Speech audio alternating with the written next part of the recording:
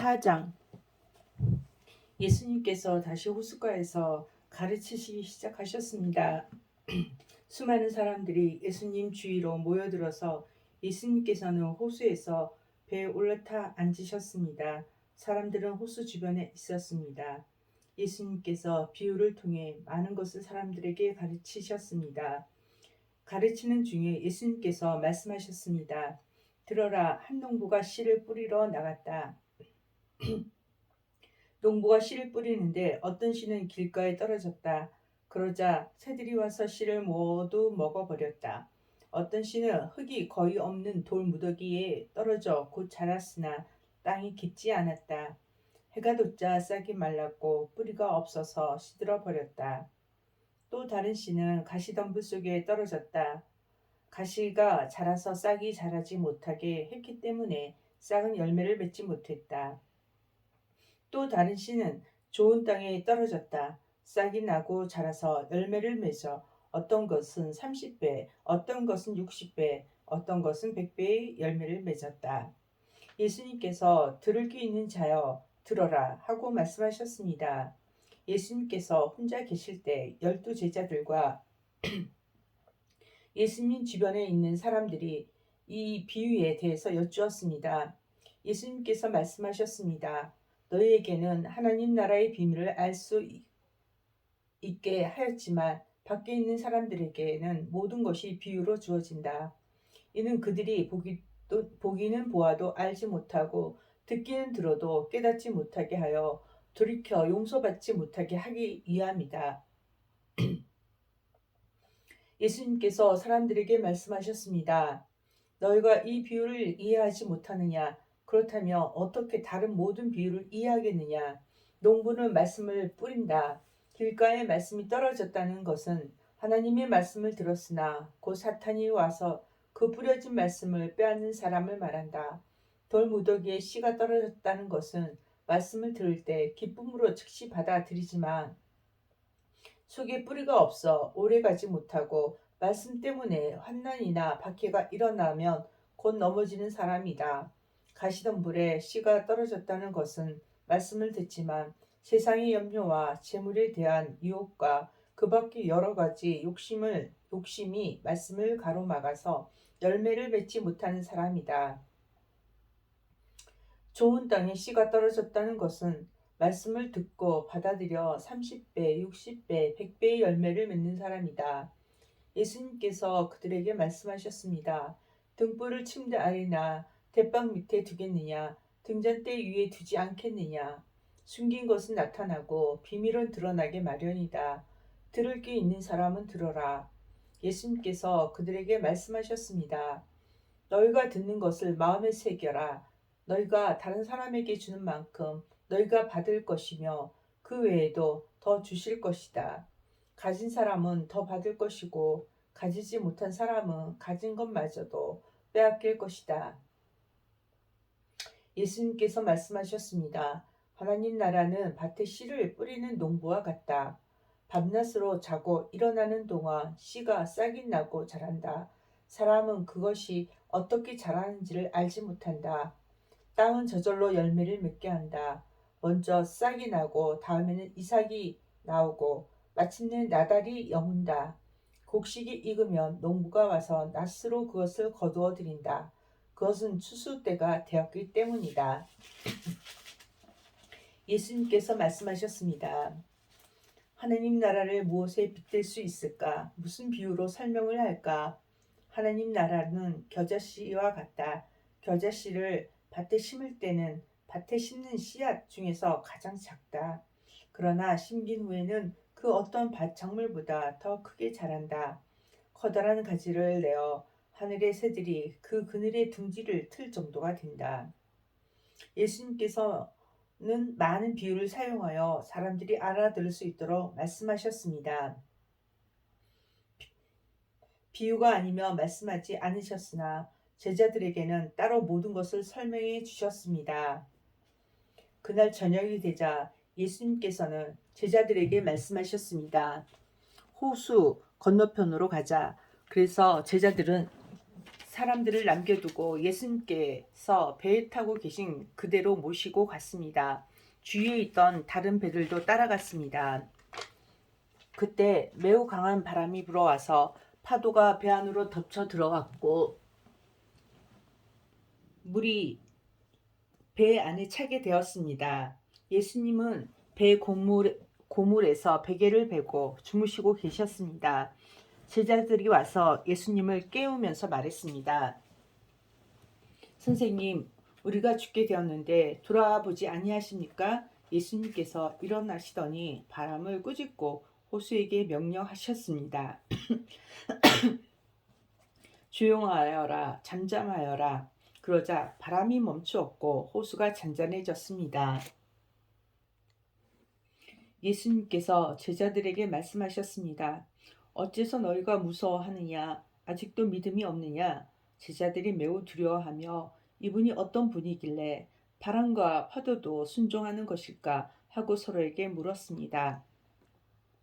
예수님과 제자들이 5장 예수님과 제자들이 호수 건너편 거라사 지방으로 갔습니다.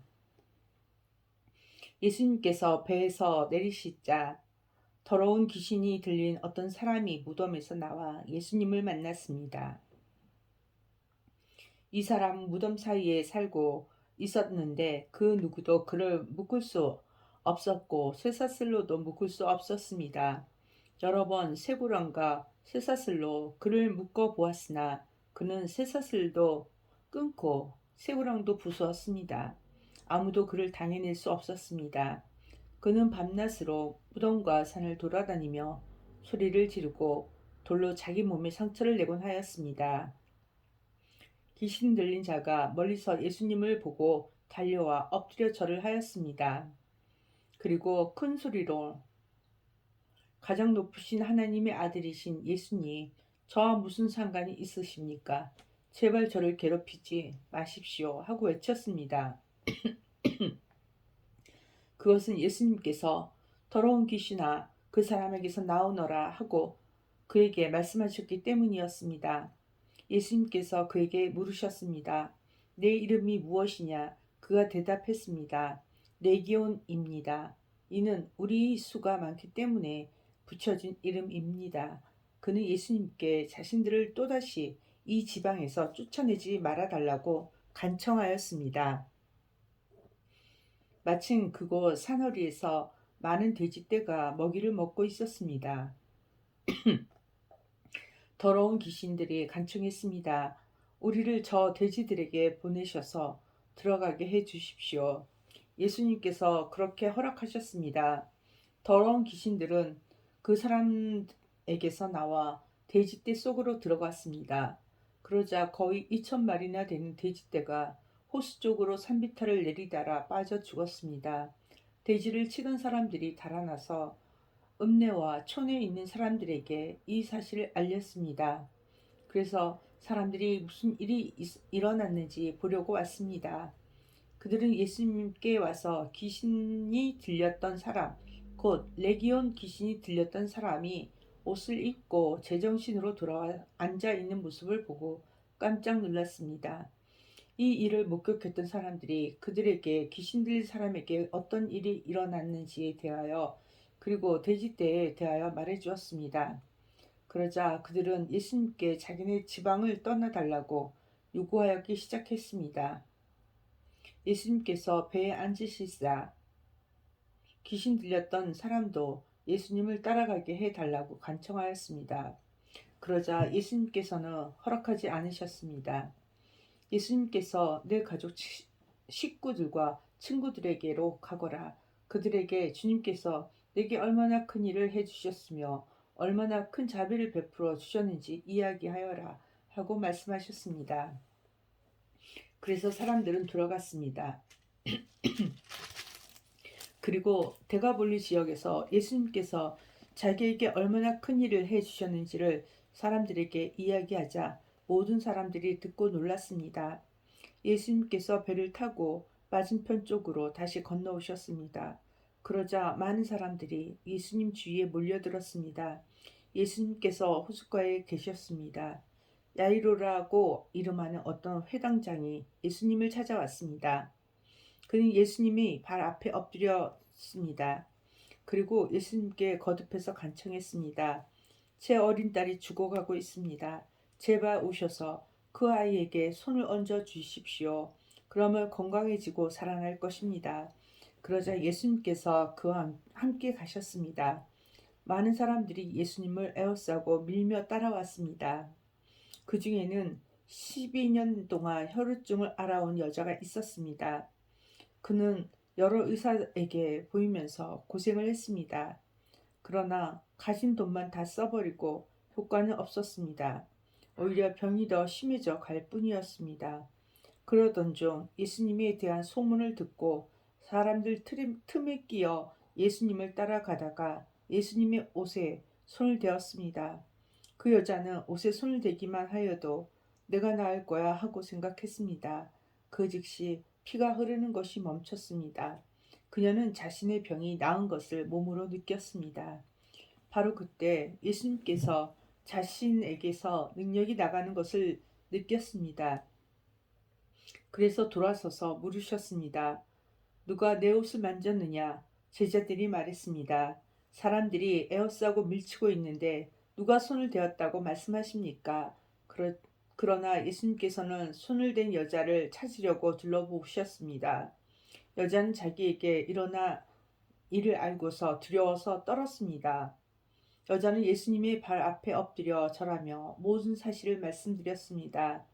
예수님께서 여자에게 딸아, 내 믿음이 너를 낫게 하였다. 안심하고 가거라. 그리고 건강하게 지내라. 하고 말씀하셨습니다. 예수님께서 계속 말씀하고 계실 때 회당장이 집에서 사람이 와 회당장에게 말했습니다.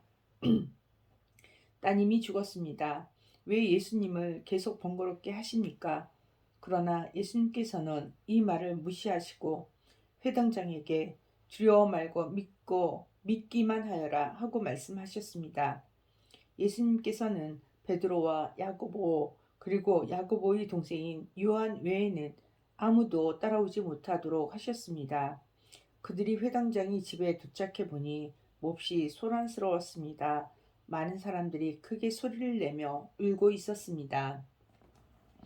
예수님께서 들어가셔서 사람들에게 어째서 소란을 피우며 울고 있느냐? 이 아이는 죽은 것이 아니라 자는 것이다. 라고 말씀하셨습니다. 사람들은 예수님을 비웃었습니다. 예수님께서는 사람들을 모두 내보내시고 아이의 부모와 제자들과 함께 아이가 있는 방으로 들어가셨습니다. 그리고 아이의 손을 붙잡고 달리다곰이라고 말씀하셨는데 이는 번역하면 어린 소녀야 일어나라는 뜻입니다. 그러자 12살 된 소녀는 즉시 일어나 걷기 시작했습니다. 이것을 보고 사람들은 놀랐습니다. 예수님께서 아무에게도 이 일을 알리지 말라고 엄하게 말씀하셨습니다. 그리고 아이에게 먹을 것을 주라고 말씀하셨습니다. 6장 예수님께서 거기를 떠나 고향으로 가셨습니다.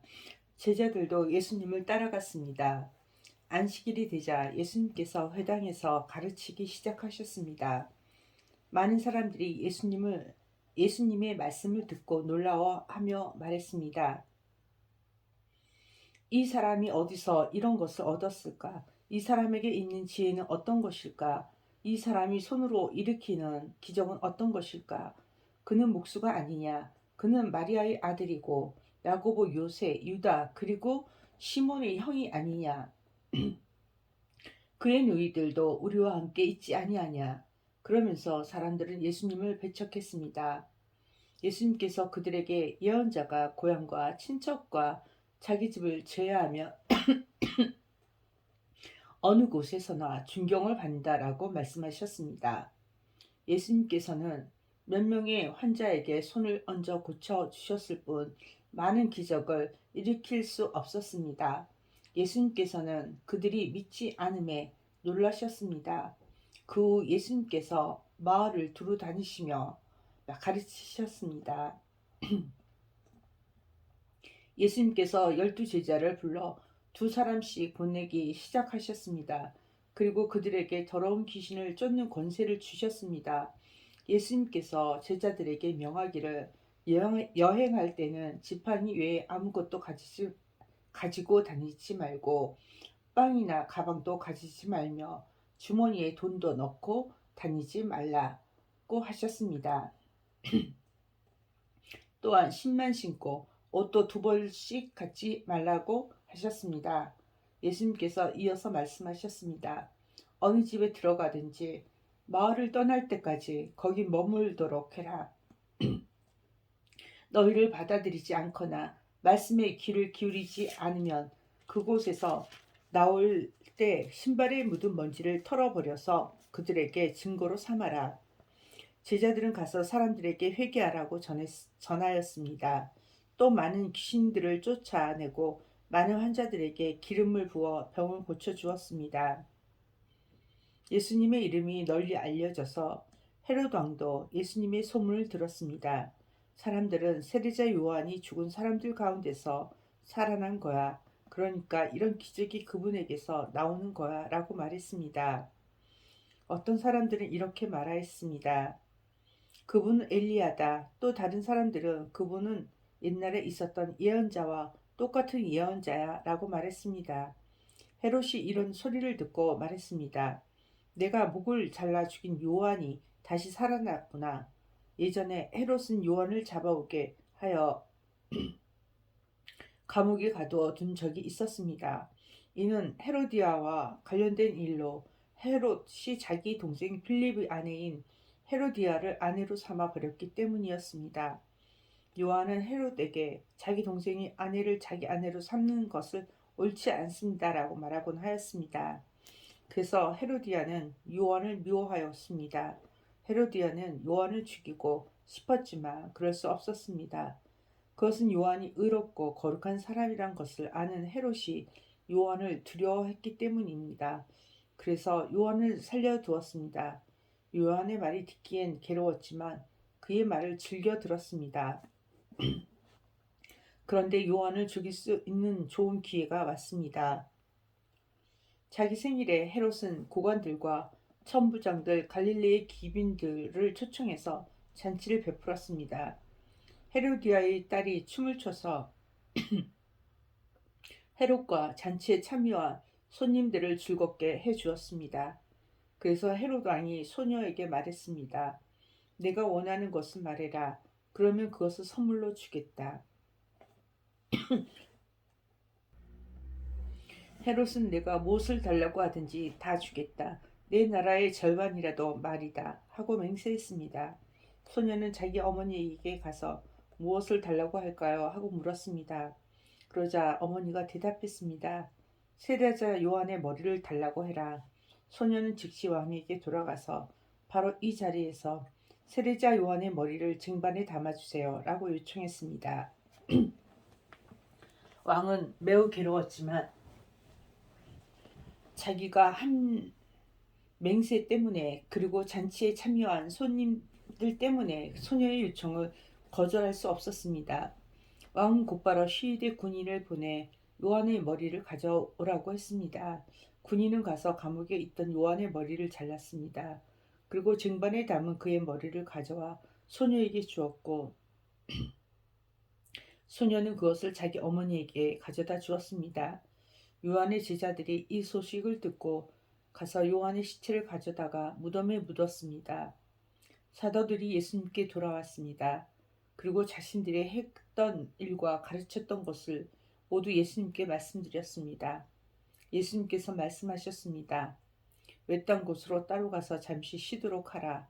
이렇게 말씀하신 것은 오고 가는 사람들이 너무 많아 예수님과 사도들이 식사할 시간조차 없었기 때문입니다. 그래서 그들은 외딴 곳으로 배를 타고 갔습니다. 그러나 떠나는 모습을 보고 사람들이 그들인 줄 알아챘습니다. 그래서 사람들은 여러 성읍에서 길을 따라 함께 달려가서 그들보다 먼저 그곳에 이르렀습니다. 예수님께서 배에서 내리시면서 많은 사람들을 보셨습니다. 예수님께서는 그들을 불쌍히 여기셨는데 그것은 그들이 마치 목자 없는 양과 같았기 때문입니다. 예수님께서는 그들에게 많은 것을 가르쳐 주셨습니다. 이미 날이 저물었습니다. 제자들이 예수님께 와서 말했습니다. 이곳은 빈들이고 시간도 너무 늦었습니다. 그러니 사람들을 보내어 근처에 있는 농가나 마을에 가서 먹을 것을 사 먹게 하는 것이 좋겠습니다. 그러나 예수님께서 대답하셨습니다. 너희가 먹을 것을 주어라. 그들이 예수님께 말했습니다. 그러면 우리가 가서 200데나리온 어치의 빵을 사서 먹이라는 말씀이십니까? 예수님께서 그들에게 물으셨습니다. 너희가 가진 빵이 얼마나 되는지 가서 알아보아라. 그들이 알아보고 나서 말했습니다. 빵 5개와 생선 2마리가 있습니다. 예수님께서 사람들에게 무리를 지어서 풀밭에 앉으라고 하셨습니다. 사람들은 100명 혹은 50명씩 때를 지어 앉았습니다. 예수님께서 빵 5개와 생선 2마리를 들고 하늘을 우러러 보시며 감사 기도를 드렸습니다. 그리고 제자들에게 빵을 떼어서 나누어 주도록 했습니다. 그리고 생선 2마리도 나누어 주셨습니다. 모든 사람들이 배불리 먹었습니다. 제자들은 12광주리에 남은 빵 조각과 물고기를 거두어 드렸습니다. 빵을 먹는 남은 어른은 5,000명이었습니다. 예수님께서 제자들에게 배를 타고 호수 건너편에 있는 베세다로 먼저 가 있으라고 말씀하셨습니다. 그동안에 예수님께서는 사람들을 집으로 보내셨습니다. 사람들을 보내신 후 예수님께서는 기도하러 산에 올라가셨습니다. 밤이 되었는데 배는 여전히 호수 위에 있었고 예수님께서는 홀로 못해 계셨습니다. 바람이 불어와 제자들이 노를 젓느라고 애를 쓰고 있었습니다. 이 모습을 보시고 예수님께서 새벽 3시에서 6시 사이에 호수 위를 걸으셨습니다. 그리고 제자들을 지나쳐 가시려고 하셨습니다. 제자들이 예수님께서 호수 위를 걸으시는 것을 보고 유령이라고 생각하여 비명을 질렀습니다. 그것은 그들이 모두 예수님을 보고 무서워했기 때문입니다. 예수님께서 즉시 그들에게 말씀하셨습니다. 안심해라, 나다, 두려워하지 마라. 예수님께서 배에 오르시자 바람이 가라앉았습니다. 그래서 제자들은 크게 놀랐습니다. 그것은 제자들이 빵의 기적을 보고도 아직 깨닫지 못하고 마음이 굳어져 있었기 때문입니다. 예수님과 제자들이 호수를 건너 게네사렛이란 곳에 도착하였습니다. 그리고 거기서 닻을 내렸습니다. 그들이 배에서 내리자 사람들이 예수님을 즉시 알아보았습니다. 사람들은 온 마을을 다니면서 예수님께서 계시는 곳마다 환자들을 침상에 눕혀 데려오기 시작했습니다. 예수님께서 마을이든 읍내이든 농촌이든 어디에 가시든지 사람들은 병자들을 시장에 데려다가 놓고 예수님의 옷이라도 만질 수 있도록 간청했습니다. 예수님을 만진 사람들은 모두 병이 나았습니다. 아멘.